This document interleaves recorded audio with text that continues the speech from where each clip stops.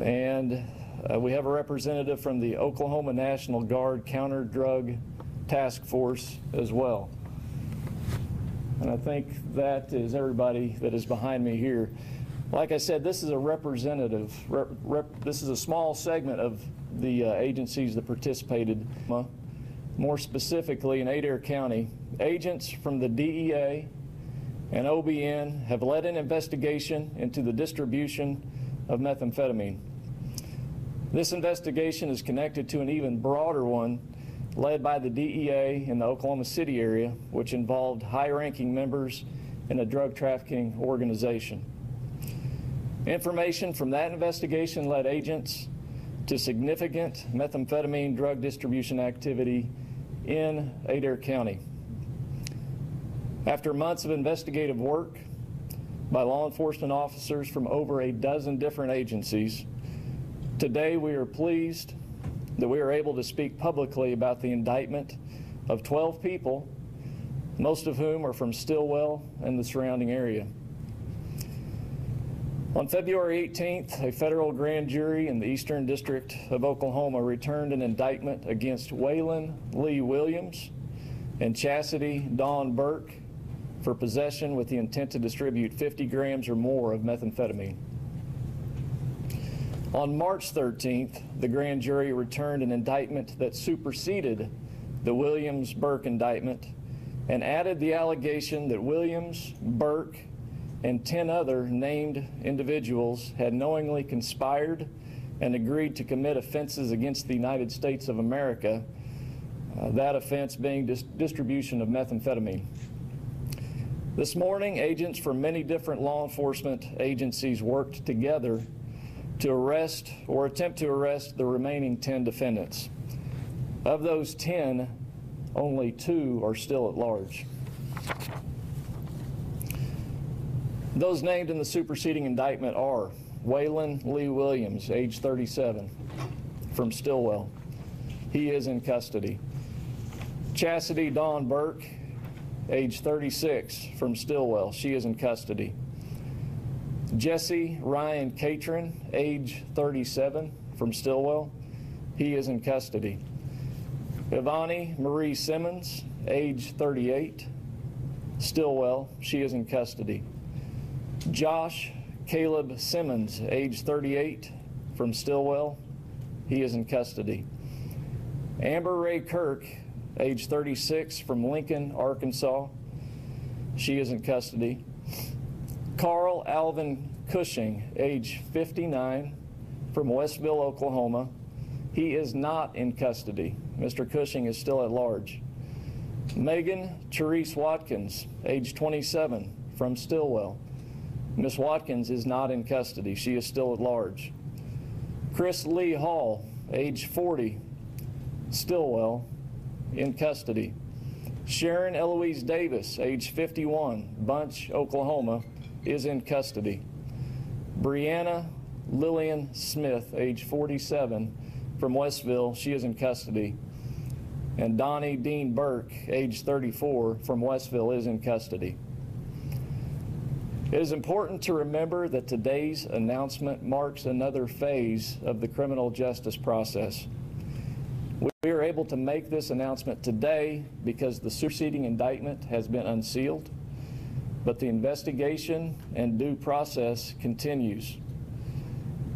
As with every defendant in the American justice system, these 12 defendants are cloaked with the presumption of innocence, which will remain in place until the government, represented by members of the United States Attorney's Office, proves that they are guilty beyond reasonable doubt.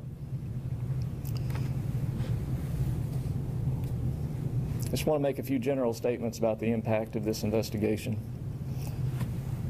Drug trafficking organizations operate without boundaries, without regard for tragic impact upon society, and most certainly without regard for the rule of law.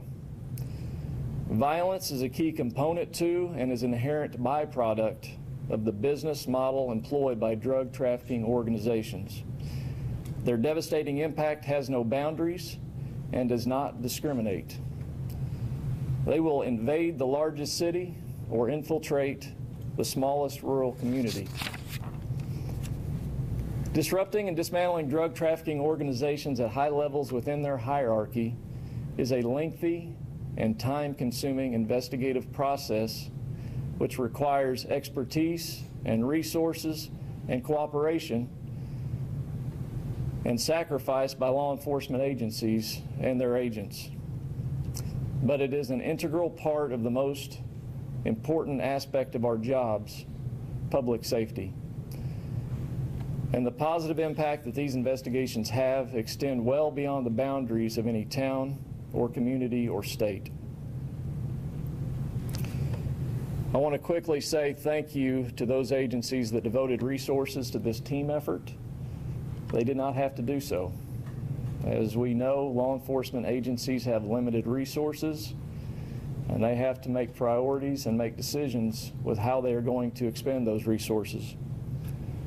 But I know that they participated for three key reasons. One, they recognize that a key component to protecting the public is disrupting and dismantling drug trafficking organizations.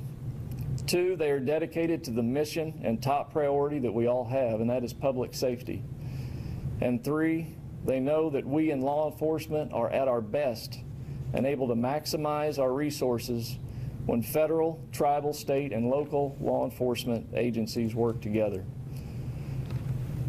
Those agencies that participated in this investigation are the Drug Enforcement Administration, the Oklahoma Bureau of Narcotics, the ATF, which is the Bureau of Alcohol, Tobacco, Firearms, and Explosives, the Oklahoma National Guard Counter Drug Task Force, the Bureau of Indian Affairs, the U.S. Marshal Service, the Oklahoma Highway Patrol, the District 27 District Attorney's Drug Task Force, the Adair County Sheriff's Office, the Tulsa County Sheriff's Office, the Stillwell Police Department, the Broken Arrow Police Department, the Tulsa Police Department, and the Cherokee Nation Marshal Service.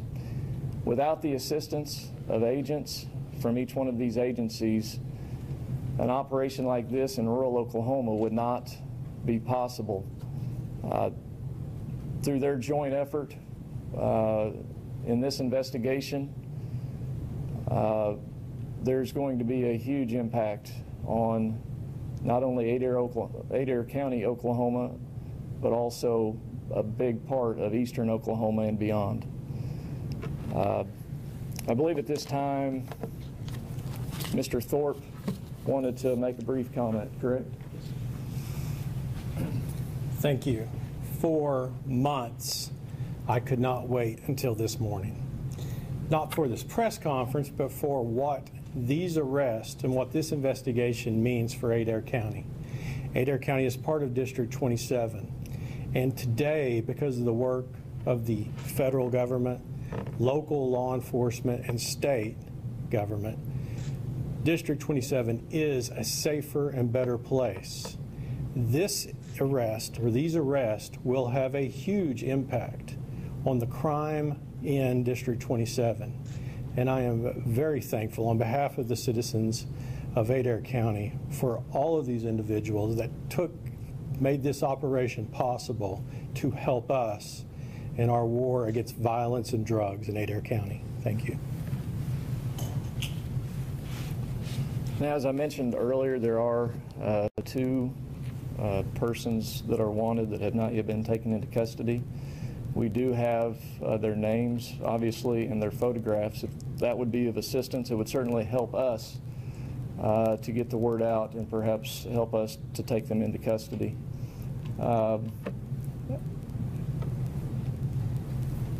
This may not be foolproof, but bear with us.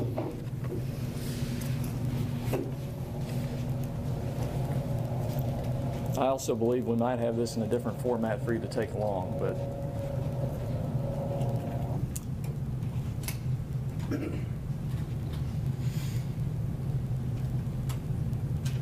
is it possible to dim the lights for a moment? I think we can do that. And if people know where they are, should they call 911, or do you have a certain number you'd like for them to call? It's a very good question. Call called? Local PDs? Local police department. Okay.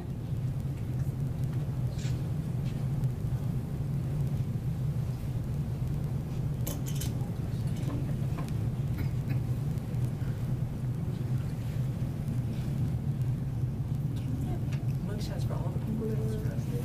Cannot. No. Sorry. Sorry.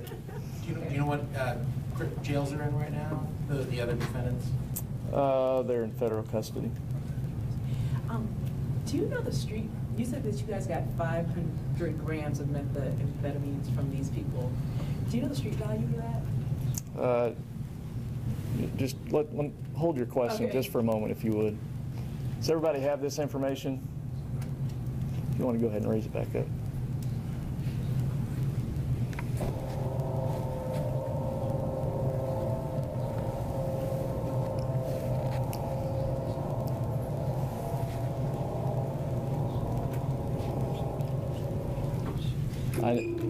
And before there are any questions, I know that you all have attended enough of these to know that at this stage in the criminal process, with due process as it is, we cannot talk about the details of the investigation.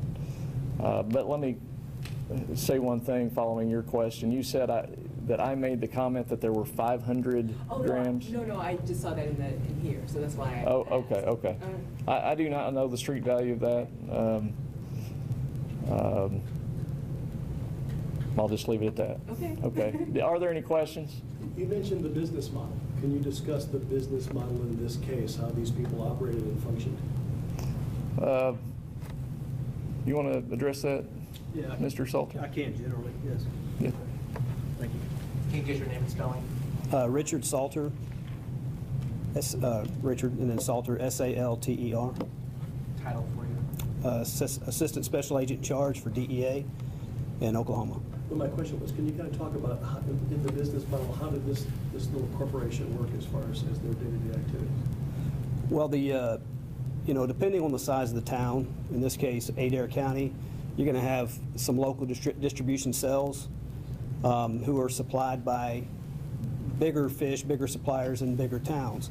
So in this case, it's not an organized, it's a loosely organized association based on need. So you'll have a guy that has a connection to a larger amount of drugs, a distribution amount of drugs. You know, if he's the dealer, if he's the local dealer, he'll have that, and he'll have customers, and and it's those customers that they depend on. The more customers they have, the more dope they can push, the more money they can make. And in this case, there were several sources of supplies outside of Adair County that were supplying distributors inside Adair County. How sophisticated were they? In their own right, it's a sophisticated operation because they have the same problems as your larger dealers, your larger cells in big cities. They have security. There's people trying to steal their dope, trying to steal their money. They have collections that they have to make, and they have to, meet their supply demands, just on a smaller scale. How about the danger in this bunch? Is this a bunch that somebody crossed and there was a problem, there was going to be bloodshed? Yeah, and the danger goes across the board. It doesn't matter big, small, how big the operation is. In this case, I believe there were over 75 guns that were seized. So, yeah, these are all. Anytime you're dealing with drug dealers, you're dealing with violence, danger, threat of intimidation. You mentioned in your comments here that was given to us, children are mentioned twice in here. Is that for a specific reason? Were children in danger with these people in their lives? There's always children in danger when you got drug trafficking organizations. And when we're going to do any kind of an enforcement operation, the first line on our operational plan is, to look out for the safety of the children, always. If we think or know that there's children inside a location, we're going to hit that very softly versus a hard hit. Are children in DHS custody as a result of this investigation? I don't know the answer right now at that. Question for Mr. Kuester. At what point did this go from a, state charges to a federal indictment? Can you talk about what brought it to that heavy tier that brought in all these agencies? I would say that's tied to the receipt of information. Probably anywhere from 6 to 9 months ago is my best guesstimate. Is there a message here for other operations like this? Say that one more time, I'm Is sorry. there a message for other people conducting these types of operations? These type of operations from the law enforcement perspective or the How kind? about bad guys? What would you like them to know about the work that's being done? I would like them to know that if they set up shop, even if it's in rural Oklahoma, that they cannot feel safe, that there are task forces and law enforcement cooperation throughout the Eastern District of Oklahoma and beyond. I know that perhaps sometimes they feel some sense of safety because, hey, let's face it, in the big city there are generally speaking more law enforcement officers patrolling the streets, and perhaps they feel a sense of safety in the more rural communities. I would say this is evidence that that's a false sense of safety. Have there been corresponding indictments in the Western District that I wouldn't say they necessarily correspond. I referenced an investigation in the Western District of Oklahoma, I believe, previously. Have there been indictments there? Yes, I believe so. But I don't believe them to be connected moving forward in the prosecution. and then these drugs, you know, if they're traced back to cartels, motorcycle clubs, or locally manufactured product, or? I'm not going to comment on that at this point. Can you talk about what kind of dent this puts in on methamphetamine trafficking in eastern Oklahoma? Just the arrests alone.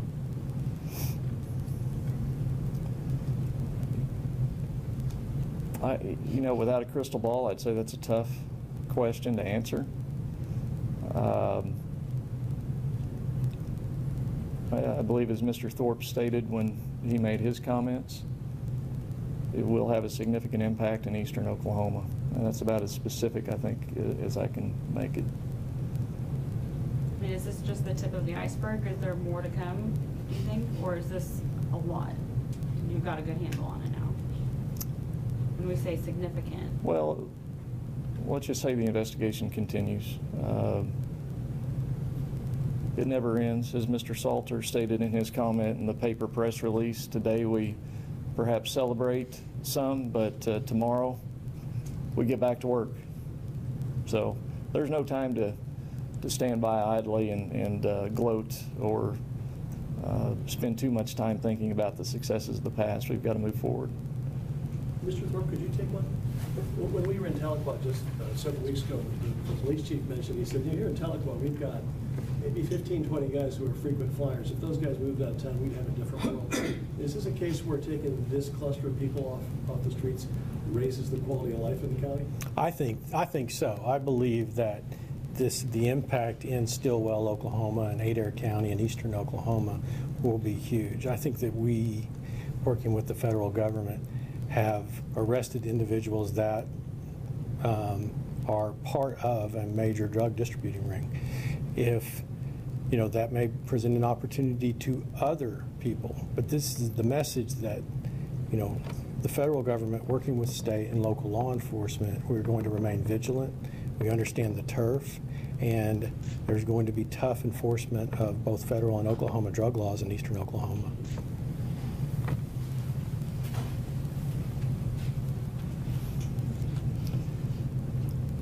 And it looks like everyone has a copy of the paper press release as well as the indictment. Oh, there it is. Right over there. And we can certainly also, if we haven't already, send that out to you digitally by way of email, if that would help you all. You said possibly you may send the mugshots of these two at-large people. We had somebody working on a different format for these pictures. We can send them out. We can send them to you, yes. If there are no other questions, again, thank you all so much for being here. Here in rural Oklahoma, we don't necessarily always get the attention, and I know on a busy news day in Tulsa, it could have prevented you from being here, but I believe the citizens that reside out here in rural Oklahoma need to hear about this. And again, thank you all for helping us get that message to them. Is there a time when they'll start to turn up in court, or is it all going to be done individually? They may have an initial appearance later today. Do you have reason to believe that the two people that we saw pictures for are in their locations where they're from, or could they be anywhere? Could they be out of state? You know, Adair, Westville, Oklahoma is a mere stone's throw from the western border of Arkansas, so I don't know that there's any intelligence right now as to his location or their location. So you just don't know. There is Right. a reference in the indictment to interview that was done in Arkansas. Is there any cases that are pursuing based upon this investigation in Arkansas? I can't discuss that.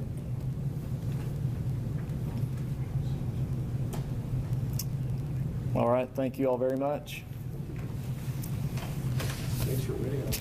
Oh, that's fine.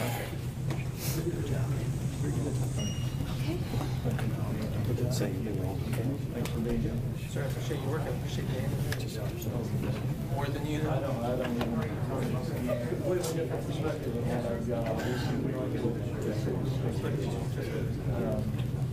Like I said, literally, I just had I take it we can't have pictures of any evidence or anything that's out